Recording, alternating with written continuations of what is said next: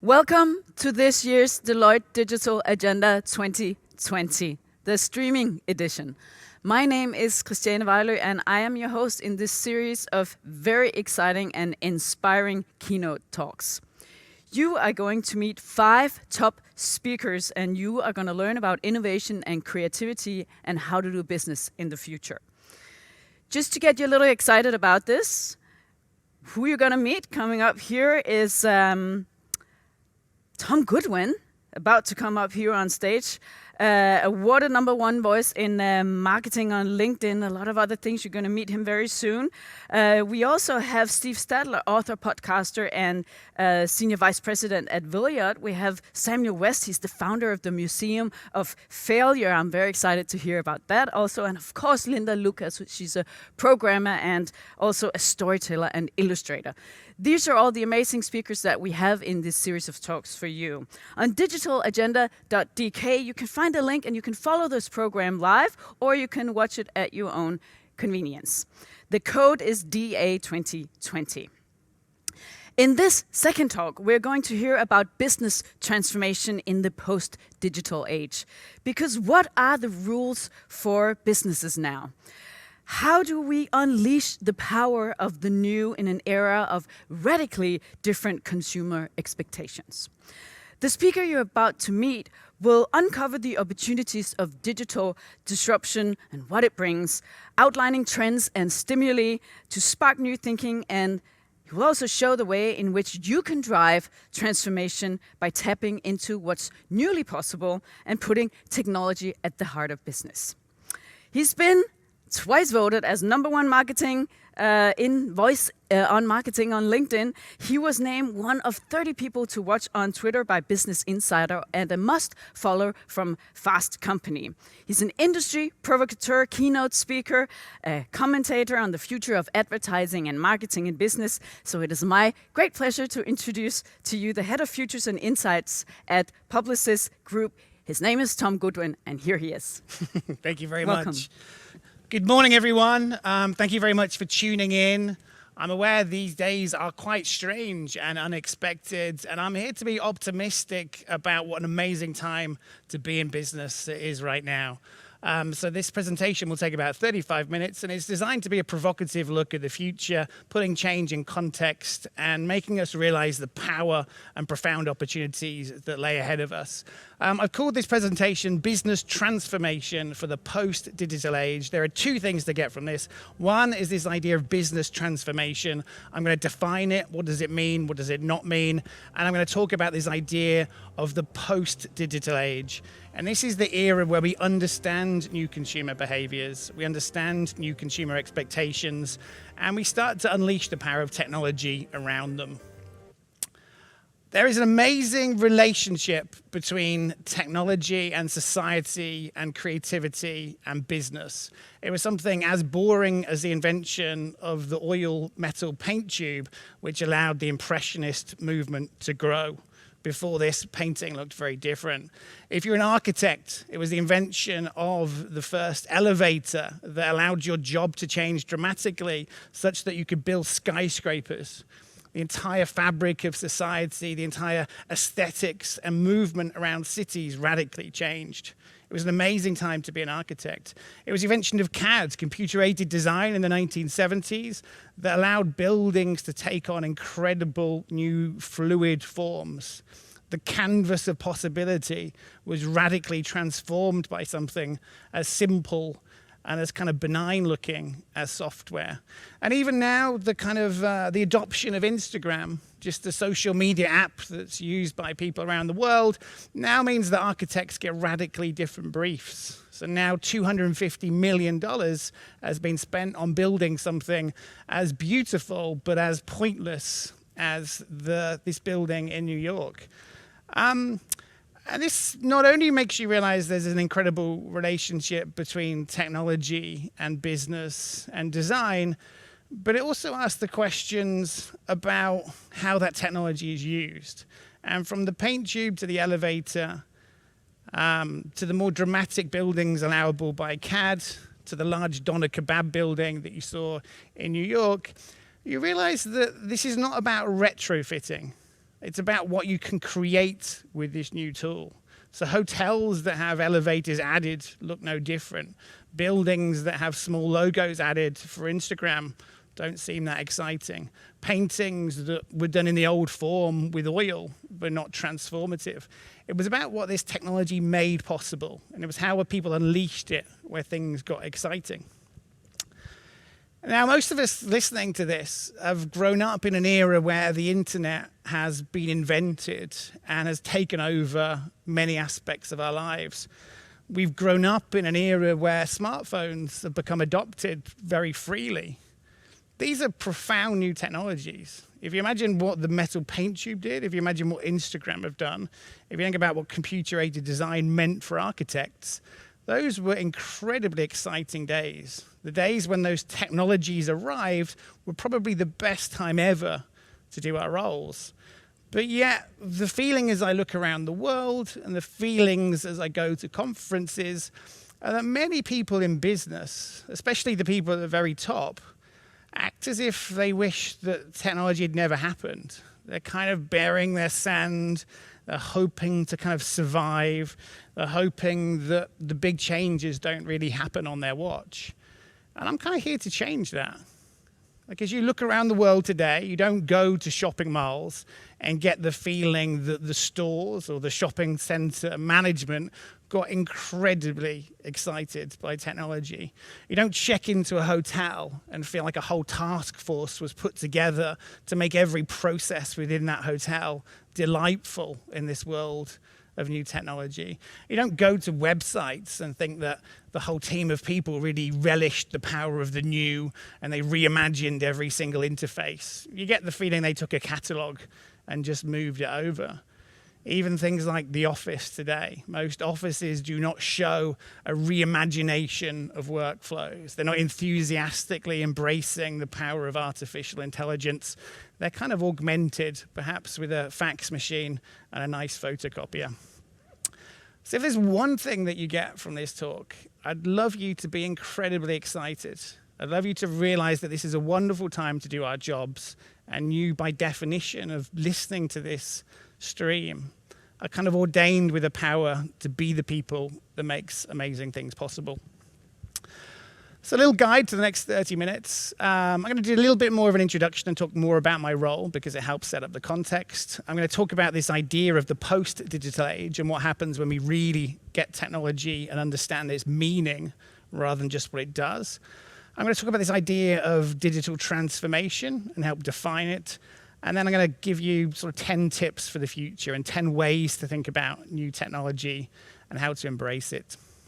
So the first thing I most commonly get asked is what my role is. Very simply, it's looking at these two things. What is changing in the world? And almost more importantly, what is not?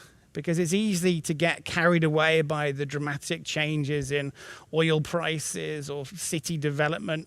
But actually, if you look around you today, most aspects of the modern life are not that different. We're not seeing drones delivering us coffee most days. Most furniture in our homes is not 3D printed. We don't tend to buy most things with Bitcoin. And I look at what matters and what doesn't. Because often the technologies that are really, really exciting are actually invisible. You know, it's bits of code. It's things like APIs. It's often not the very dramatic things like virtual reality headsets that take on a more physical form. You know, smart speakers probably won't change the dynamics of your business. Open architecture might do. So that's a broad description of my role. I tend to focus on people and imagination more than technology.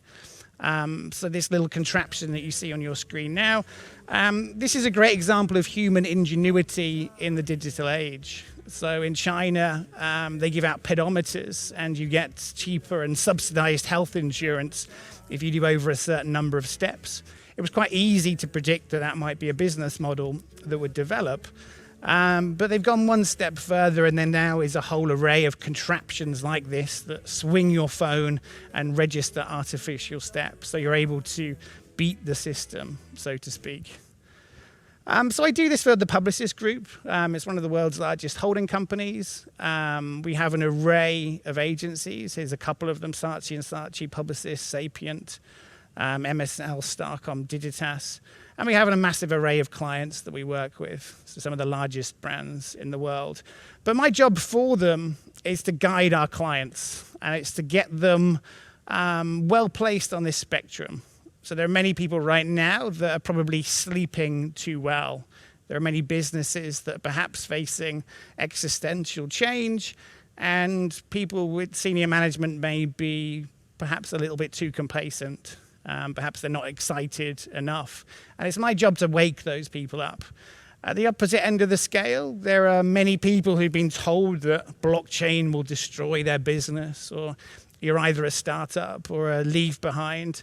And it's my job to reassure them. You know, the main fundamentals in the world do not change radically from one day to the next. The pace of change is often more slow than the press would have you believe. So it's to find the right kind of middle ground in this spectrum.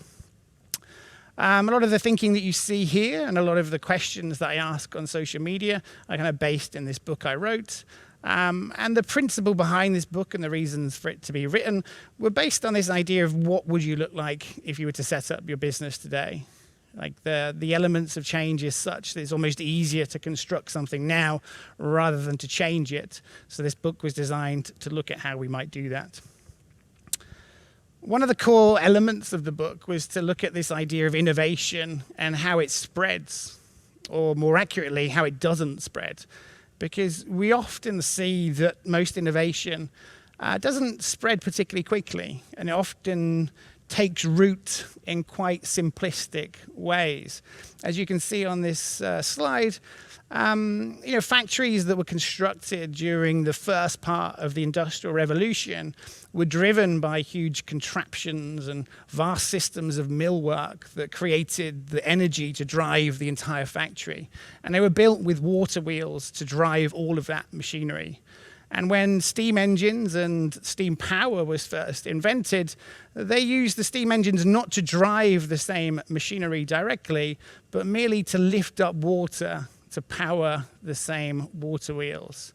And that seems extraordinary in retrospect, but at the time there was a consensus that the main use of steam should be to augment the mill stream and to make sure there was always water if it was required.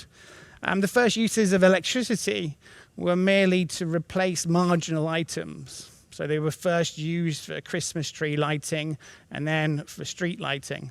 They didn't really change the world for quite a significant period of time because no one really knew what electricity meant. No one really knew why it existed or why we needed it. You realize in retrospect, so hindsight is a wonderful thing, that it was only when we rethought around the meaning of that technology that things got really amazing. So when people constructed things that had never been imagined or seen before, like steam engines, the entire transportation system of Britain and Europe and the world changed. When factories were born in the electrical age, they looked incredibly different to the factories before them because the entire architecture and work processes of the factory were rethought. In fact, it was the creation of new items with electricity where life got really interesting. So creating the world's first electrical fridge, creating the world's first electrical vacuum cleaner. It was the creation of these new items that completely changed the workforce. They completely changed the number of hours that people had to work domestically. They completely changed the economics of the world as literally tens of millions or hundreds of millions of women entered the workplace. You see, when you look back on these eras, there are always three kind of epochs of change. There was the time before the change.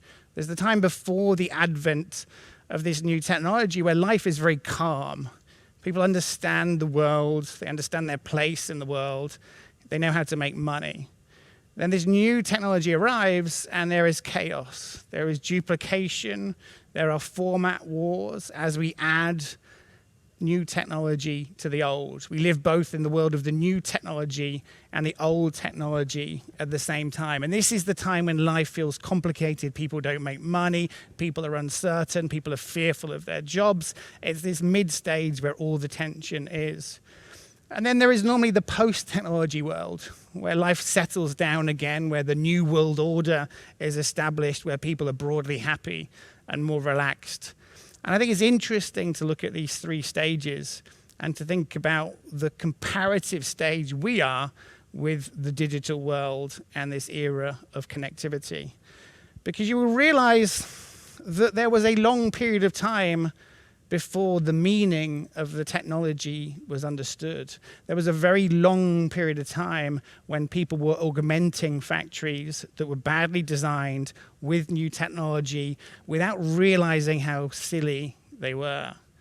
There is a long time for any of these shifts to happen. It took perhaps 50 or 60 years for the power of steam to really be digested and built upon. It took around 30 to 40 years for the power of electricity to change the world that much. And even right now, it's perhaps taken almost 20 years for us to really get to grips with the power of the internet. And it's important to understand why, because by understanding the mistakes that are made and by understanding the dynamics at work, we can seek to remove those barriers right now for how we deal with digital.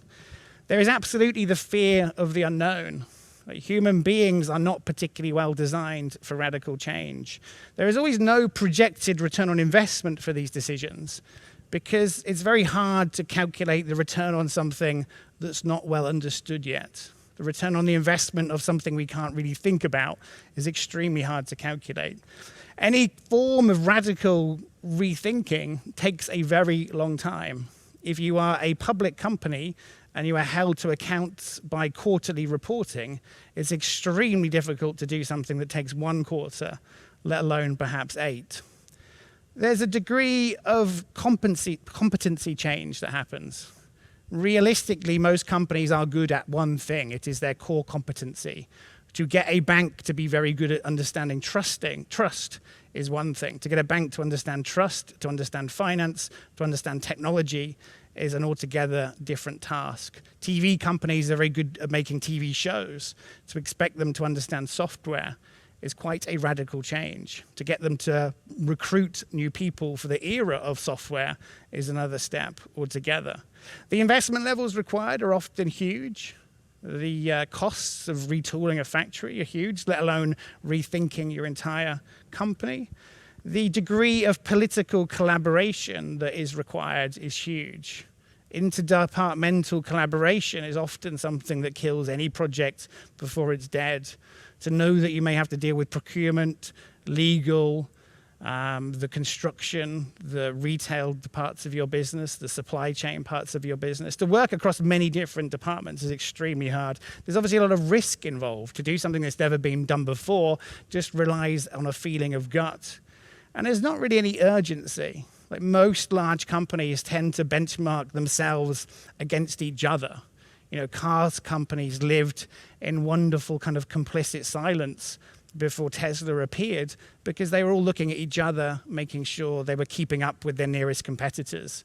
So there's often no real urgency to change until it's late. And my final point is there's no imagination of what doesn't exist yet. You can't know the answer to a question that's never been asked. So no one really knows what they're missing out on. No one can look at 5G right now and know that there's something they're supposed to be doing with it that they're not. It will seem obvious in 10 years' time when new businesses have been built with 5G that people missed a trick right now. But at the moment, we've got no idea what that is at all. So this brings me on to the second chapter, which is this idea of the post-digital age. Now, every time a new technology arrives, we tend to create a new system around it. So if you look at money, we've gone from cowrie shells to metal coins, to paper notes, to promissory notes like checks. We then have digital permissions like credit cards, and then now we have digital wallets, and perhaps at some point in the future, we may have something like crypto. But even today, with the exception of cowrie shells, we operate with all of these systems of money at the same time. That makes life very, very complicated. We see this augmentation around us everywhere. This is a food delivery store in San Francisco where they have to have an iPad for many different food apps. and you have to continually add to this system. The TV set is similar. We now have hundreds of remote controls. The app architecture is complex. Things like payments are more complicated than ever. The different permutations of facial recognition, fingerprints, face to pay. It's extraordinarily complex. We live in kind of the future and the past at the same time. So you might be lucky enough to board a plane on Delta Airlines with your face as your boarding pass, but then the plane is still carrying literal paperwork that's printed by a dot matrix printer.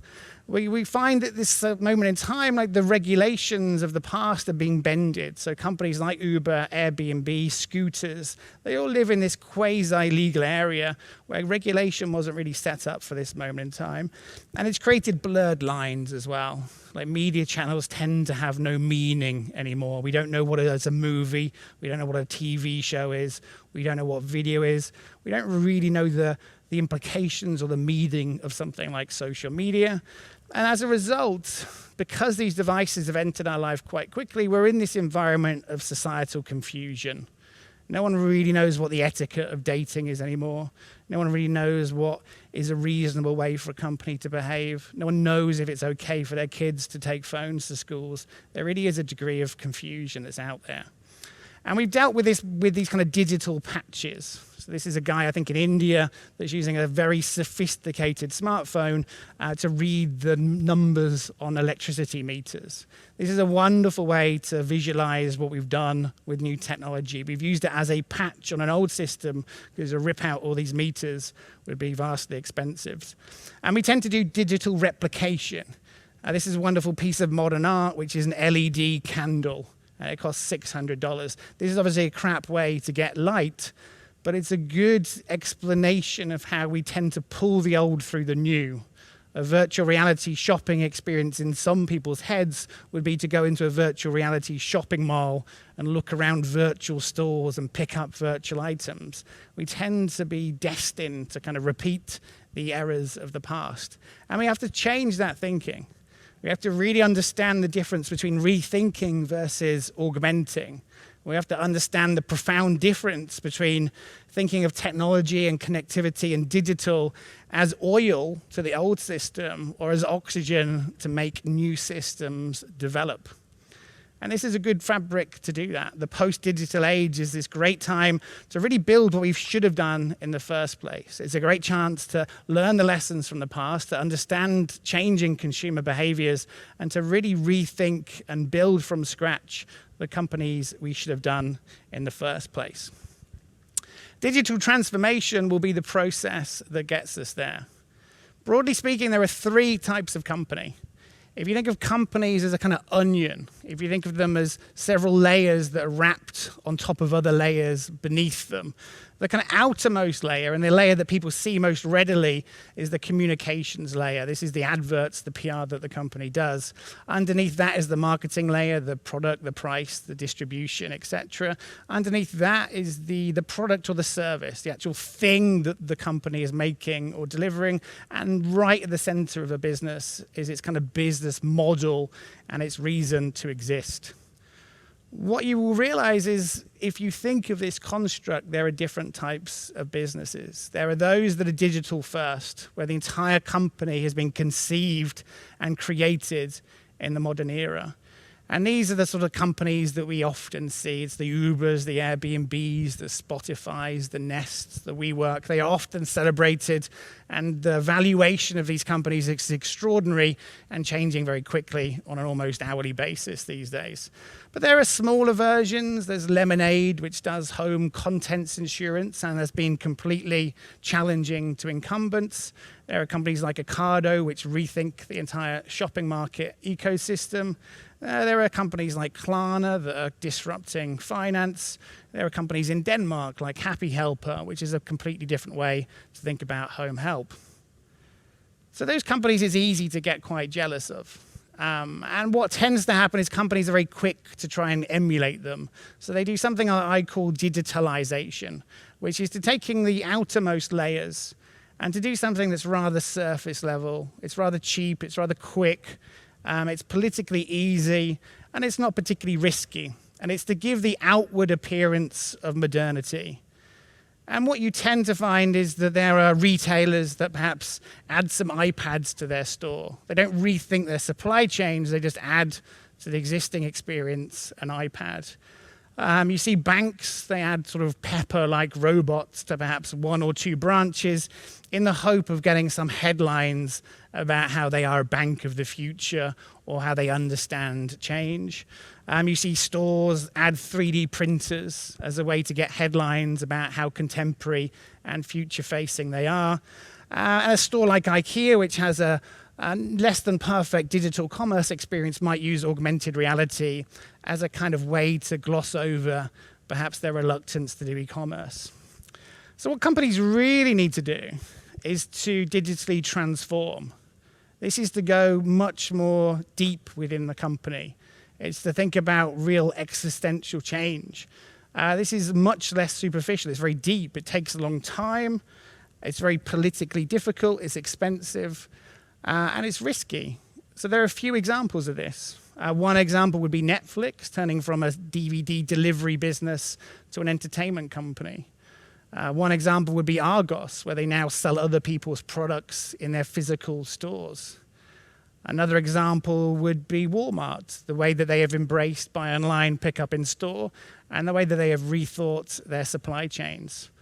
Another example would be McDonald's. They've done a very good job of changing their digital kiosks and changing the workflow within their business. And a final example might be something like dark kitchens. So now, in order to make profits, food delivery apps are starting to circumvent some regulation about food preparation, and they're opening temporary spaces like this, which allow them to save on costs significantly. So this is what companies look like when they digitally transform. So you now have an interesting question. Regardless of your size, or perhaps because of your size, you'll want to do one of 3 different things. Perhaps you will create a new entity. Perhaps you will digitally transform, or perhaps you will be happy to digitalize. Which approach that you take will bring about different questions. If you're going to digitalize, your question is, how deep do you go? Are you really happy to just take your existing ads and stick them on the internet? Or do you want to go a little deeper? Do you want to change the marketing? Do you want to change the distribution? Or do you want to go even deeper still and start thinking about the products or services that you make? If you're going to digitally transform, then probably your main question is, what is the appetite to do this? Like, how long do we have? How much money do we have? Is it going to be sustainable to pull this off, facing perhaps shareholder or stakeholder pressure? And if you want to digitally create, your question is, how big do you want this thing to be? Is this a little innovation unit on the side of your business, or is this a much bigger business which is set to take significant revenue and significant focus away from your main entity? So finally, I wanted to leave you with 10 ways to drive this change, because it's easy to talk about this and it's easy to theorize around it, but how do you actually make a difference? The first one is to kind of accept your reality and to do so blamelessly. So I won't show this film, but this shows a kind of an amazing construction in Alaska. It's a kind of cabin that was originally 40 by 40. And over the years, this slightly crazy person added more and more layers. And now it's extremely tall. It's very precarious. It's full of patches and fixes and workarounds and tarpaulin and duct tape. And it's built in the wrong place. This is often what businesses are today. This is a perfect metaphor for what you have. Like, everyone has worked tirelessly and ingeniously and perfectly for years to create something which is perhaps not really what you should have done. And it's important to understand this and to do so without blame. Everyone has been well-intentioned. But the reality is that you probably do need to change. The second thing is to set a vision and an ambition and a timeline for change. The third thing is to prioritize. There's a wonderful matrix which I use, which is to think about change which is easy versus change which is hard, and then to think about things that are completely transformative and things that are rather pointless. And what we tend to see is that most people obviously focus on transformative and easy first. Those are the kind of no-brainers. You would be silly for not having a website. You would be ridiculous for not accepting Google Pay or Apple Pay on your website because it takes 5 minutes. But often companies are quite drawn towards the frivolous. They quite like the things that are easy, but are also kind of pointless.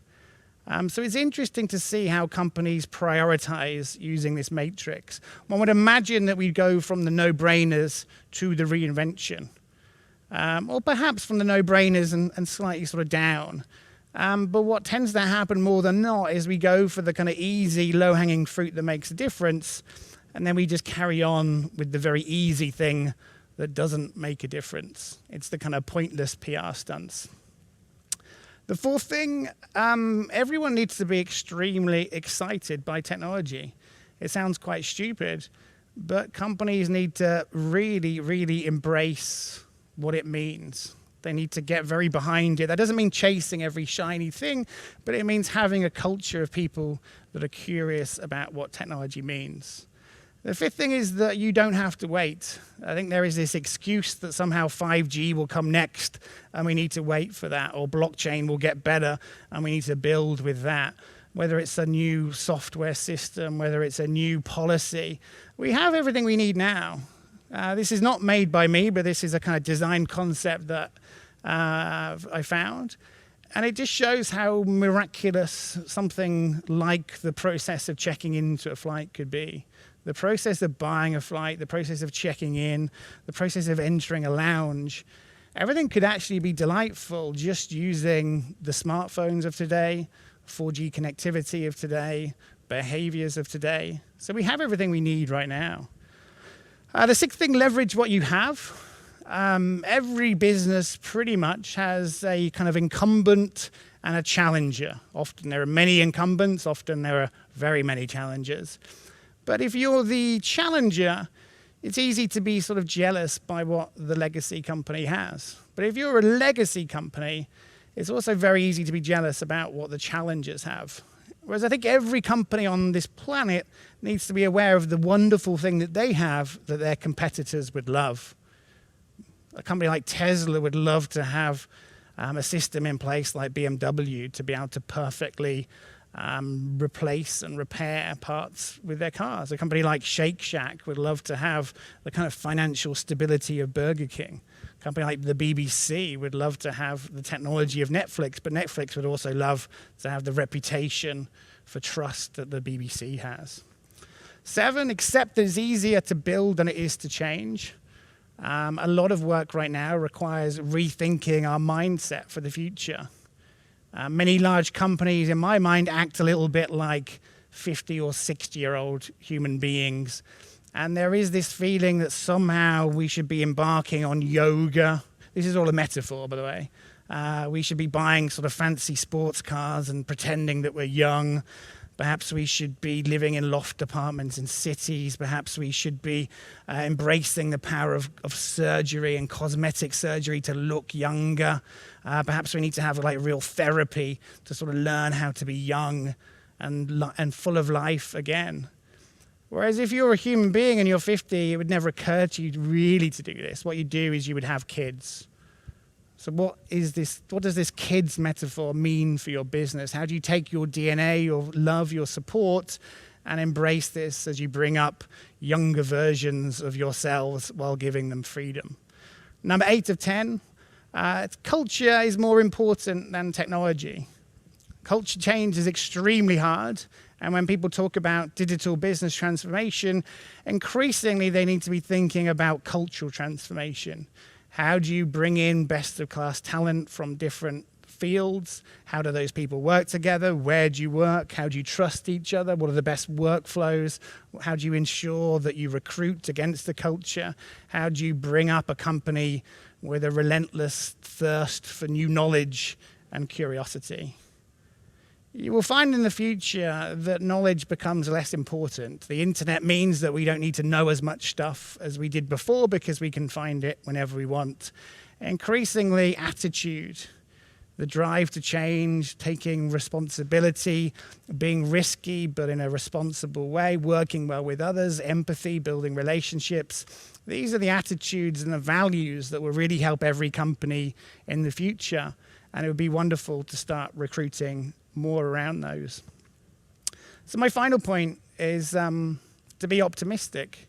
Like, these are days full of rapid changes, and they are testing times. They feel chaotic, but this is an incredibly good time to be alive. We are blessed with being at a point in time where we have new technology, and we now have the chance to work around not memories of the past, but around new possibilities. We get to look forwards. We get to realize that on our watch, we will be the people who create the future of marketing. We will be the people who create the future of advertising. We will be the people who create the future of business. That's a pretty cool time to be doing our jobs. So I think this is probably, in fact, almost without doubt, the best time ever to work in business. Thank you very much. And thank you, Tom. Thank you for your great presentation. I want to ask you one question before I let you leave the stage.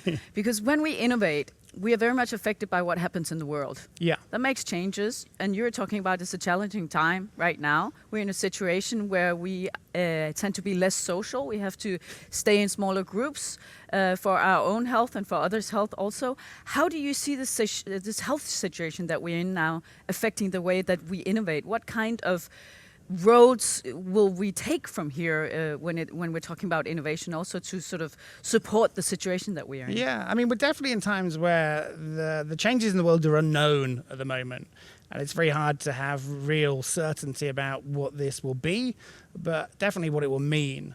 I think the reality is that it's about time we worked in a different way. This idea that everyone comes to the same building at the same time for the same days for 5 days a week, it makes less and less sense. Like, most people who are watching this are working in a business which is based around the value that they add through their brains. And if you're in that business, being outside the office is wonderful.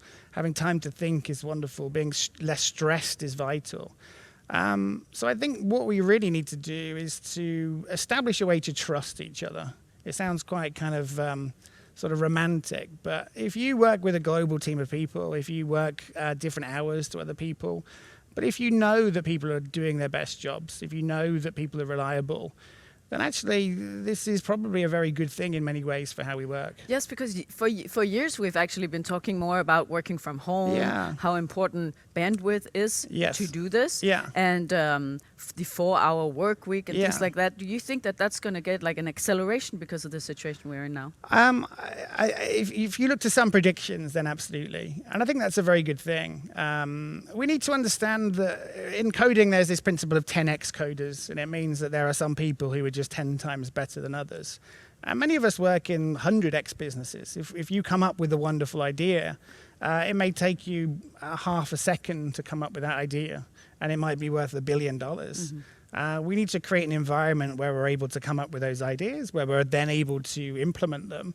And maybe talk more qualitatively than quantitatively about time. Absolutely, absolutely. And I think we get stuck in the kind of time and materials business when we need to be in the deliverables business and the creation of value.